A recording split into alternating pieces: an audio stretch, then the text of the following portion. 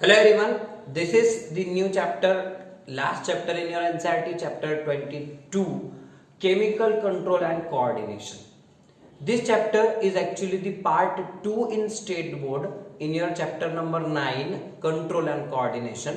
तो state board के students क्या करना है, चैप्टर नंबर 9 जहां पर आपका नर्वस सिस्टम खत्म होता है उसके आगे का पार्ट केमिकल कोऑर्डिनेशन, ये वो पार्ट है। और एनसीईआरटी के हिसाब से देखें तो आपको एनसीईआरटी में आखिरी चैप्टर है दिया हुआ, chapter 22 chemical control and coordination. ये चैप्टर में स्टार्ट करो, आपको ध्यान में आ गया कहां से शुरू करना है, हमें क्या पार्ट देखना है। Okay, let's see what is this chapter.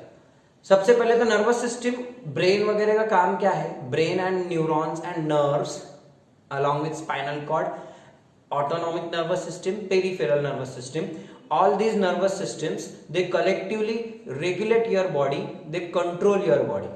हमारे दिमाग का काम ये है कि वो हमारे बॉडी के हर मूवमेंट पर, हर एक्शन पर कंट्रोल करता है। लेकिन ये जो कंट्रोल और कोऑर्डिनेशन है by nervous system, that is neural control and coordination, chapter number 21, okay, NCERT का, या first part of your control and coordination in state board. So brain के द्वारा होने वाला ये बॉडी का कंट्रोल और कोऑर्डिनेशन बहुत फास्ट होता है, लेकिन बहुत कम समय के लिए होता है। It is short lived regulation, okay, बहुत कम समय के लिए होता है। प्लस आपके हर एक सेल तक, each and every cell of your body is also not supplied with nerve. हर सेल तक नर्वस सिस्टम नहीं गए वाला है। आपके टिश्यू तक जाते हैं नर्वस सेल्स, नर्व एंडिंग्स। हर एक सेल फाइबर को या फिर मसल फाइबर को न्यूरॉन की अलग से सप्लाई नहीं रहता, पूरे मसल बंडल को सप्लाई रहेगा, लेकिन each and every muscle fibre is not having that nerve supply. So इस तरीके से अगर आप देखें तो आपको हर एक सेल, हर एक पार्ट को कंट्रोल करना है, कोऑर्डिनेट करना है, लेकिन आप वह नहीं कर पाते। तो इसीलिए हमें ना सिर्फ नर्वस सिस्टम की जरूरत है, उसके साथ कुछ केमिकल्स की भी जरूरत पड़ती, which can help in regulation of each and every cell. And therefore we have evolved a specific chemical control and coordination system. That chemical control is done mainly with the help of chemicals called your hormones. So what is the need of this chemical coordination and control and coordination? Since nervous system is there, but that nervous system, it supplies point to point support, point to point regulation to all body parts, but still there are some cells and fibers and some components of body part that are not innervated, that is they are not supplied with nerve fibers, but their control and coordination is also necessary, and hence to reach up to each and every cell we use chemical messengers or different chemicals such as hormones for controlling and coordinating their functions. And hence these hormones or the chemicals which are involved in coordination, they form your chemical control and coordination. This introductory part is given in your NCERT State Board page 1 passage first. Okay, need, क्या जरूरत है हमें, ठीक है। उसके बाद हम देखते हैं कि ये जो अभी मैं बोला आपको कि कैसे हमको करना है केमिकल्स की मदद से। So we will use chemicals for coordination. तो 4 प्रकार के केमिकल्स आपको स्टेट बोर्ड में दिया है ब्रॉडली। 4 प्रकार के कौन से केमिकल्स है, या तो कुछ वो कौन से केमिकल्स है, ऑटोक्राइन, पैराक्राइन्स, देन योर एंडोक्राइन, एक और ऐड करो न्यूरोक्राइन, और लास्ट वन फेरोमोन्स। अब ये क्या केमिकल्स है, these are the 4 types of chemicals, 5 types of chemicals that are broadly used for controlling and coordinating the body functions. 5 प्रकार के केमिकल्स है, these are the types of chemicals, okay, they are produced by different tissues, different cells, okay, but they are the chemicals. Autocrine chemicals क्या रहते हैं, so these chemicals are synthesized by one cell, and they affect same cell itself, वो cell के ऊपर ही, खुद के ऊपर action, auto खुद के ऊपर एक्शन बताएंगे, सो खुद के फंक्शन को अफेक्ट करेंगे। So they are called autocrine chemicals, जो सेल खुद प्रोड्यूस करेंगे, खुद के ही फंक्शंस को अफेक्ट करेंगे। लेकिन कुछ केमिकल्स रहते हैं, they are synthesised by one cell and they affect adjacent cells और नेबरिंग सेल्स, उनके पड़ोसियों को असर करेंगे।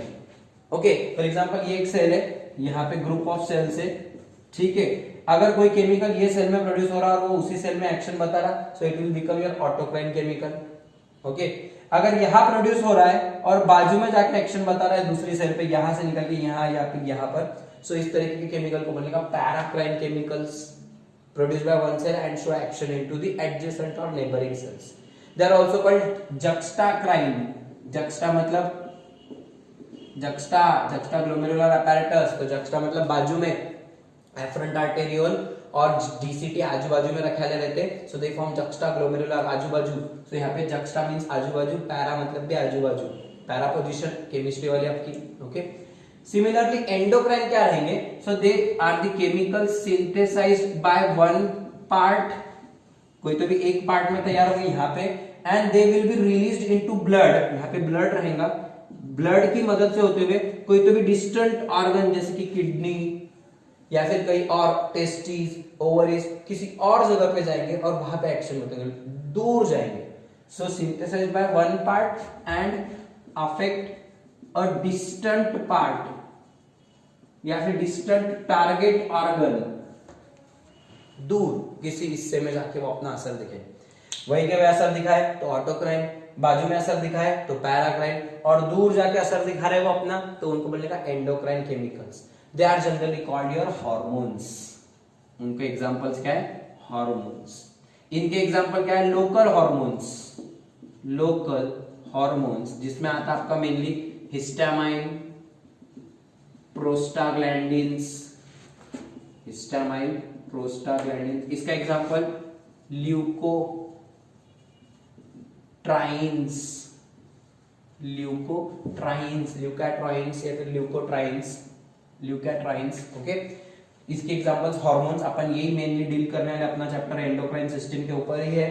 सारे एंडोक्राइन हार्मोन्स क्या है वही बात है अपने को करने की। तो अभी के लिए याद रखो, what are endocrine chemicals, these are synthesised by one part of the body and they show effect at some other distant part, they are called endocrine. वही के वही दिखाए तो ऑटोक्राइन, बाजू वाले सेल्स पे दिखाए तो पैराक्राइन।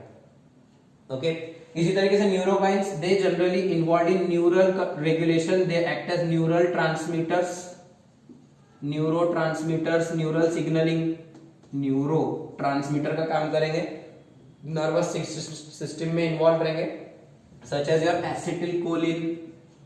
Acetylcholine, adrenaline, noradrenaline. ठीक है, so these are involve in nervous system, synapse वगैरह बनता, नर्वस सिस्टम न्यूरॉन्स में कम्युनिकेशन में हेल्प करेंगे। So they are neurocrines, nervous system में इन्वॉल्व रहने वाले केमिकल्स। ठीक है, they are also the chemical messengers but involve in neural conduction, neural transmission of impulse. Okay, lastly pheromones, these are synthesized by one organism, synthesized by one organism and stimulate other organism, stimulate other organism। जैसे कि insects में pheromones बोल के hormones रहते, सो male female insect रहते, वो pheromones release करेंगे, अलग अलग इंसेक्ट्स में अलग अलग मैकेनिज्म्स होते, सो उससे फीमेल अट्रैक्ट, मेल अट्रैक्ट होते फीमेल की तरफ, males are attracted towards female due to that pheromones। तो females क्या करेंगी, pheromones रिलीज करेंगी, so they are synthesized by one insect and to attract the other insect। ठीक है, या फिर कोई सिग्नलिंग का काम, रास्ता बनाने के लिए मुंगिया क्या करती है, केमिकल छोड़ते छोड़ते जाती है, दूसरी मुंगिया उनके पीछे पीछे चलती जाती है, एक रो में चलते सब एक बराबर, due to the secretion of this pheromones. तितलियों को ट्रैप करने के लिए भी फेरोमोन ट्रैप लगाते खेतों में, वो जो ट्रैप रहेगा, एक जाली रहेगी, उसके अंदर फेरोमोन स्प्रे कर देते, तो तितलियां मेल और फीमेल बटरफ्लाई उसके अंदर आके फंस जाती, जाली में फंस जाती और वहीं पे रह जाती, राइट। सो इस तरीके से pheromones are produced by one organism and these are the chemicals, they are used for attracting the other organism. Okay, types of chemical समझ में आए। अपन इन केमिकल्स की मदद से अपने अलग अलग जगह पे बॉडी का कंट्रोल और रेगुलेशन करेंगे, या तो वही का वही पे करेंगे, या बाजू वाले सेल्स को करेंगे, या दूर के सेल्स को करेंगे, या न्यूरल सेल्स को करेंगे, या फिर किसी और ऑर्गेनिज्म को भी हम इस तरीके से इंटरेक्शन में इन्वॉल्व कर सकते हैं। ओके, हमारा सारा फोकस, हमारा जो चैप्टर है, this is your endocrine system, it is related to endocrine system. तो इसके अंदर तुम्हारा है हार्मोनल रेगुलेशन पूरा, तो हम आ जाते पूरे एंडोक्राइन सिस्टम के ऊपर। सो एंडोक्राइन ग्लैंड्स क्या रहते हैं, वहां पे देखने के पहले आपको बता रहा हूं what are the types of glands. So glands are the special tissue meant for secretion। what are glands? Glands are the special tissue, generally they are your they are made up of glandular epithelial tissue, glandular epithelial tissue meant for specially secretion, they are meant for specially secretion, उनका main function है कुछ तो भी secret करना। they are of two types, exocrine glands and endocrine glands, exocrine glands and endocrine glands. Glands with duct, they are with duct are called exocrine glands. For example, your salivary glands, okay, they are supplied with duct, and then this is your gland, here is your endocrine tissue, and that will secrete saliva, and saliva is carried up to the surface by means of a duct, right? So duct वाले glands exocrine, exo means बाहर निकालने के लिए उनको duct है, क्राइनो मतलब secretion, so उनके secretion को बाहर छोड़ने के लिए they are having duct. But the glands without duct are called endocrine glands, क्योंकि उनका जो secretion रहेगा वो produce होगा and that will be directly released into bloodstream, hence their secretion is released into bloodstream, directly bloodstream में उनका secretion release हो जाएगा. So therefore that glands without ducts are called endocrine glands. Duct वाले glands exocrine glands, बिना duct वाले glands endocrine glands. इसके अलग अलग एग्जांपल्स आपको मैंने बताया था already, structural organisation in animals में सलाइवरी ग्लैंड्स, लैक्राइमल ग्लैंड्स मतलब आपके tear glands, sweat glands, sebaceous glands, liver, okay, these are the glands having duct. Pancreas भी आ जाएगा इसके अंदर because pancreas is also having duct, okay, so अलग अलग glands इसके अंदर आते हैं, okay. Without duct वाले दो प्रकार के glands हो सकते हैं, either they are totally endocrine, or they are partly endocrine plus partly exocrine, partly endocrine plus partly exocrine.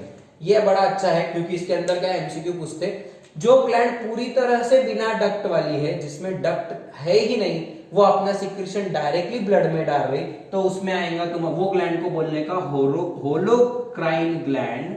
होलो मतलब complete, total, that complete gland is without duct, it is called totally endocrine or holocrine gland. For example, pituitary, thyroid, adrenal gland, thymus gland, hypothalamus. So these are the glands, they are without totally without duct, उनको duct नाम की चीज ही नहीं है. Hypothalamus is also endocrine gland, pituitary, thyroid, adrenal gland, thymus gland, these are without duct. And there are some endocrine glands, कुछ endocrine है मतलब उनमें endocrine भी function होते हैं, उनको duct नहीं है भी, और थोड़े से ऐसे secretion करने के लिए duct भी है, उनमें कुछ other चीजें तैयार होती, जैसे कि आपका pancreas, testes और ओवरी, इन दोनों को कलेक्टिवली बोलने का gonads. Sex organs, primary sex organs are called gonads. है तो वो एंडोक्राइन ग्लैंड मतलब क्या है, इनमें भी हार्मोन तैयार होते हैं. आपको याद होगा पैनक्रियाज में इंसुलिन तैयार होता, राइट? तो पैनक्रियाज एक प्रकार से फिर एंडोक्राइन ग्लैंड हो गई because it produces hormone. The secretion of this endocrine gland is called hormone. So pancreas में हार्मोन तैयार होगा, लेकिन उसके साथ साथ उसमें पैनक्रियाटिक जूस भी तो तैयार होता डाइजेस्टिव सिस्टम में. सो जो पैनक्रियाटिक जूस है it is carried by means of a pancreatic duct up to duodenum. याद आ रहा, स्फिंक्टर ऑफ ऑडी वगैरह वहां पे रहता, हिपैटो पैनक्रियाटिक डक्ट तैयार होता, राइट? सो मतलब क्या है, पैनक्रियाज में कुछ अदर सिक्रीशन भी तैयार हो रहा है that is carried bye a duct. अगर डक्ट आ गया so it is partly exocrine. Plus it also produces insulin, glucagon, these hormones. So hormone भी तैयार हो रहे मतलब वो एंडोक्राइन भी है. टेस्टिस में ना सिर्फ तुम्हारा टेस्टोस्टेरॉन बनेगा but also sperms are carried by means of ducts, hence it is partly endocrine because it produces testosterone as well as it produces sperms and other secretion, semen तैयार होता, hence it is partly exocrine. Ovary में भी gamete बनता, ovum बनता, तो इसीलिए फिर it is exocrine, plus उसके साथ उसमें एस्ट्रोजन प्रोजेस्टेरॉन हार्मोन्स तैयार होते, सो हार्मोन सीक्रेट करने की वजह से वो एंडो, मतलब क्या है, ये ग्लैंड प्योरली हार्मोन्स तैयार करेंगे. Holocrine glands will produce purely, they will purely produce hormones because they are totally without duct, they are totally endocrine in function, but there are some glands they are having partly endocrine function and partly exocrine function, hence they are called heterocrine glands. इनमें क्या बनेगा, hormones भी बनेंगे plus other secretions भी बनेंगे. समझ में आ रहा है दोनों में फर्क क्या है? आप हमेशा पूछते सर पैनक्रियास को हेटेरोक्राइन ग्लैंड क्यों बोला है? क्योंकि उसमें हार्मोन्स बनते, इंसुलिन और ग्लूकागॉन, इनके साथ साथ उसमें पैनक्रेटिक जूस भी तैयार होता. टेस्टिस ओवरीज को भी आप बोलते कि सर वो तो ग्लैंड्स है, नहीं, उसमें गैमेट्स भी तो तैयार होते, उसमें सीमेन तैयार होता, अलग अलग सिक्रीशंस तैयार होते. सो इसकी वजह से गैमेट्स के साथ साथ हार्मोन्स के साथ साथ अदर सिक्रीशंस बनेंगे, और वो अगर उसमें डक्ट भी रहेगा छोटा मोटा एक आधा, तो उसको बोलने का हेटेरोक्राइन ग्लैंड. जिसमें डक्ट नहीं है टोटली, वो हो जाएंगे प्योरली होलोक्राइन ग्लैंड्स. समझा क्लासिफिकेशन क्या है ग्लैंड्स का? जिनमें टोटली डक्ट है, ओके, इनमें हार्मोन बनेंगे नहीं, इनमें अलग सिक्रीशन. लीवर में बनता बाइल जूस, सलाइवरी ग्लैंड्स में बनता सलाइवा, लैक्राइमल ग्लैंड में टीयर, स्वेट ग्लैंड्स में स्वेट, सेबेशियस ग्लैंड्स में सेबम, वैक्सी सिक्रीशन. बराबर है, इनमें हार्मोन भी बनेंगे. कंप्लीटली हार्मोन बन रहे तो होलोक्राइन, हार्मोन के साथ साथ दूसरा भी कुछ बना रहे तो हेटेरोक्राइन. लेकिन है वो एंडोक्राइन, क्योंकि उसमें हार्मोन बन रहे ना, इनमें हार्मोन नहीं बनते. So secretion of endocrine gland is known as hormone.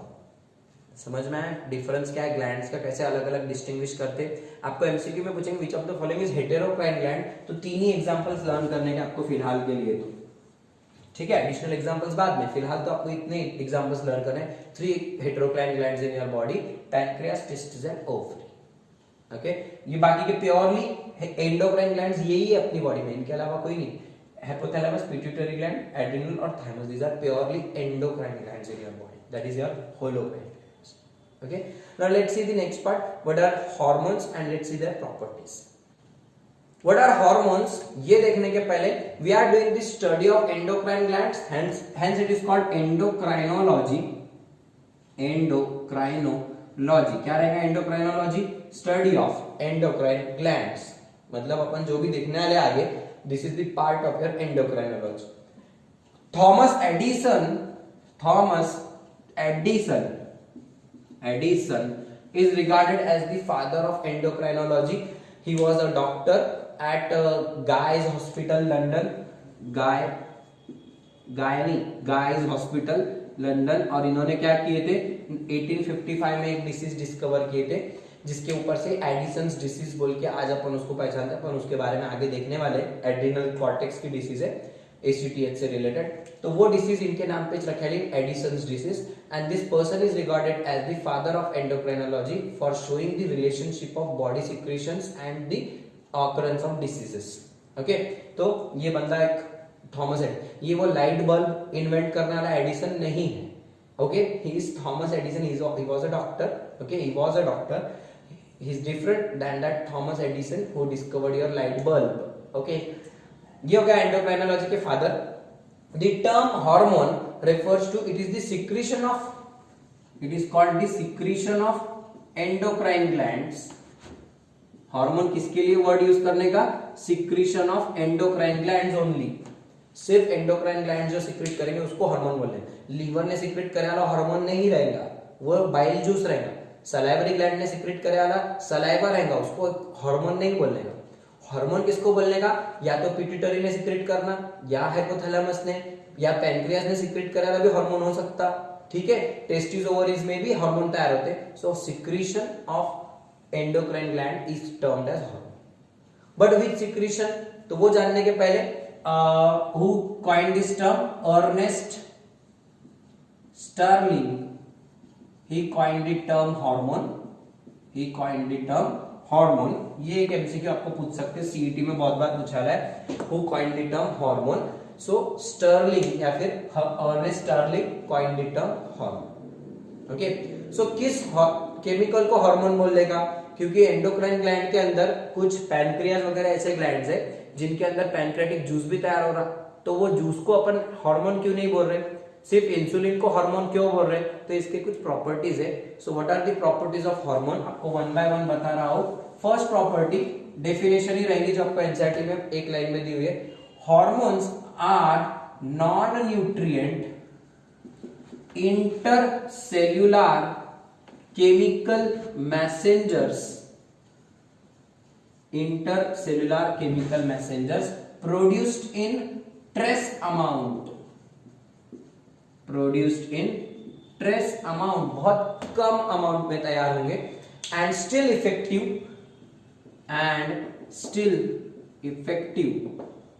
मतलब फिर भी इफेक्ट बता सकते हैं कम अमाउंट में प्रोड्यूस होने के बाद। ट्रेसेस बहुत ही minute amount, okay, picograms, nanograms, इतना कम अमाउंट में तैयार होंगे और still they can show their effect, therefore they are called hormones.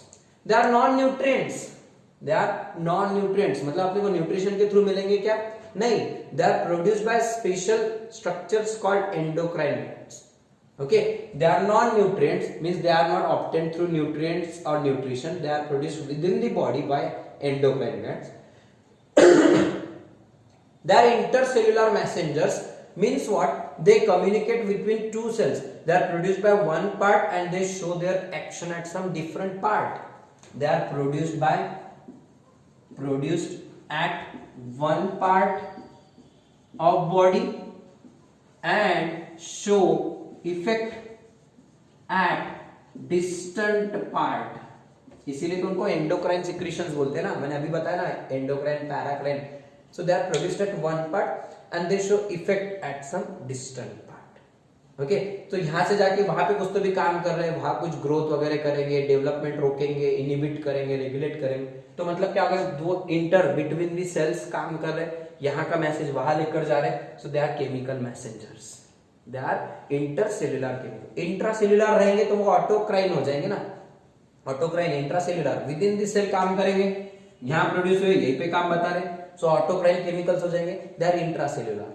सो लिख लो, autocrine chemicals are intracellular messengers, endocrine chemicals that is your hormones are intercellular messengers, they are produced by one part and show action at some other part. समझा? Okay, they are produced in trace amount and hence they are still effective in the trace amount, stress नहीं, trace बहुत कम produce होते, ठीक है, produced at one part and show effect at some other part. They are low molecular weight compounds, उनका molecular weight कैसा रहता? बहुत कम रहेगा and hence they are most reactive, बहुत एक्टिव रहेंगे, okay, they are most reactive and hence mostly they are produced in inactive form।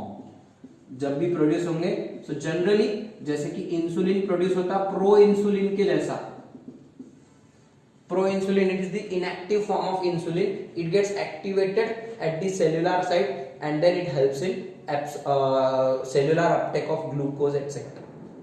सो बहुत reactive रहेंगे, बहुत लो मॉलिक्यूलर वेट रहेंगे, ओके, इसीलिए generally they are certain hormones are produced in inactive form such as proinsulin which is inactive insulin, it gets activated into active form insulin. Okay, सो ये हो गया उनकी chemical property number 3। अगर इसके बाद बात करें, so they are produced at one part and they show action at some other part, they are released directly into blood, they are released directly into bloodstream and then though they are carried up to target organ by blood ही उनको carry करके लेके जाएंगे। For example आपको example देता हूं, pituitary का एक hormone है ग्रोथ हार्मोन, पिट्यूटरी ग्लैंड ये सीक्रेट करेगी ग्रोथ हार्मोन इनटू ब्लड और ब्लड से होके वो जाएगा तुम्हारे बोन्स तक, तुम्हारे मसल्स तक, तुम्हारे सेल्स तक बॉडी के, and then bones will elongate, muscles will grow, that is called cell division will occur there, it is called your growth and development and differentiation. और फिर इस तरीके से देखो जीएच मतलब growth hormone is secreted by pituitary into blood and blood will carry it up to target organs, bones and muscles. समझा? They are directly released into blood. Why they are directly released into blood? Because they are produced by endocrine glands. They are without a duct. तो duct नहीं है तो बहा के कौन लेके जाएगा? Blood. So therefore they are released into blood. Blood will carry them into up to their target organs. समझ में आया? ओके. देन वहां जाके टारगेट ऑर्गन पे जाकर वो क्या करेंगे? So they will show regulatory effect. They will act as regulators of physiological activities or metabolic activities. वो फिजियोलॉजी या फिर मेटाबॉलिक एक्टिविटी को रेगुलेट करेंगे. Hormones will act as regulators of physiological activity or metabolic activity either by stimulating that process or inhibiting that process or modifying that process. या तो उसको stimulate करेंगे, काम बढ़ा देंगे, या उस प्रोसेस को रोक देंगे, या फिर उस प्रोसेस को मॉडिफाई कर देंगे. So they will act as regulator either by stimulating, inhibiting और modifying the process, the metabolic और फिजियोलॉजिकल प्रोसेस. ठीक है. सो रेगुलेटर वगैरह बन के काम करें.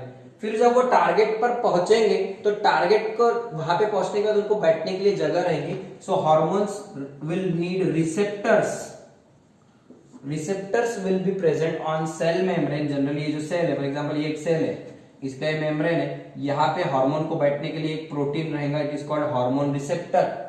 सो receptors for hormone are present on cell membrane और न्यूक्लियर मेम्ब्रेन. हो सकता कुछ सेल मेम्ब्रेन पे बैठेंगे या फिर कुछ न्यूक्लियस के अंदर यहां तक जाएंगे और न्यूक्लियर मेम्ब्रेन पर बैठेंगे.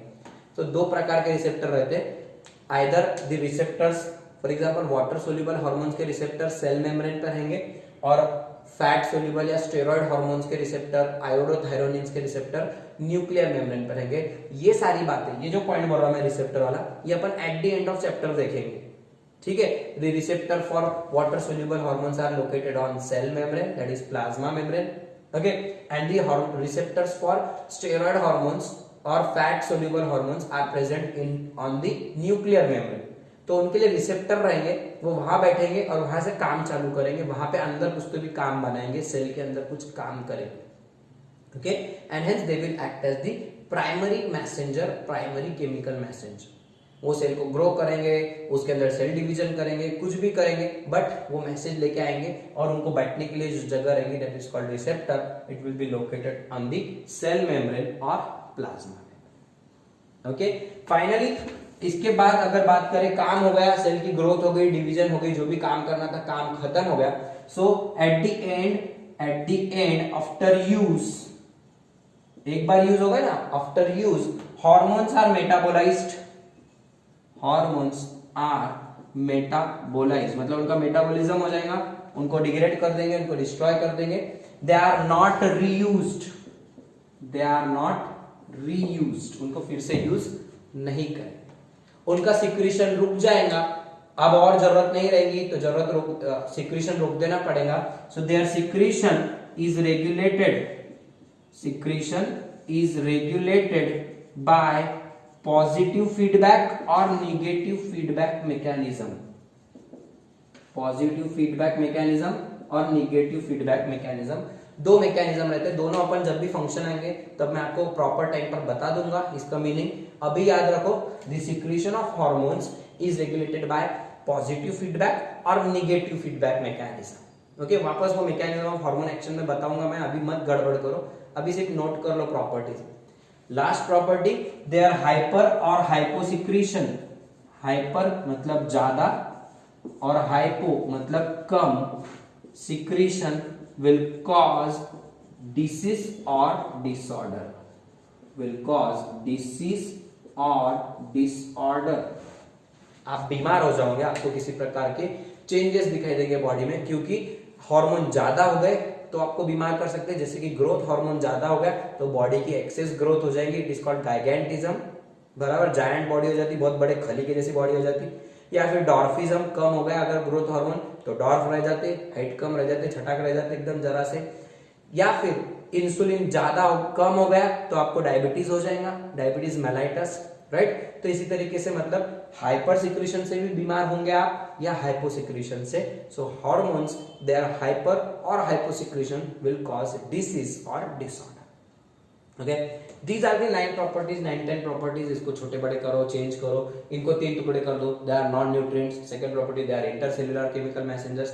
Third property, they are produced in trace amount, और प्रॉपर्टीज बढ़ जाती है।